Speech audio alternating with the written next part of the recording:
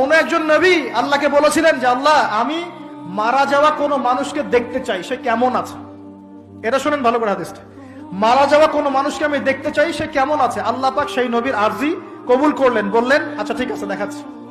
কবরের সামনে গিয়ে দাঁড়ালেন। 1000 বা 2000 বছর আগের কোন ব্যক্তি যে মারা গেছে তাকে কবর থেকে জিন্দা করা হয়। নবী দেখছেন এবং সে ভয় থরথর করে কাঁপছে। নবীজি আমাদের নবী নন, অন্য কোন নবী তিনি। সেই নবী বলছেন যে তুমি ভয়ে কাঁপছো কেন, তুমি কত বছর আগে ইন্তেকাল করেছো, কি তোমার হালচাল বলো আমাকে। সেই ব্যক্তি বলছে আমি আজকে থেকে 1000 বা 1500 বছর আগে মারা গেছি।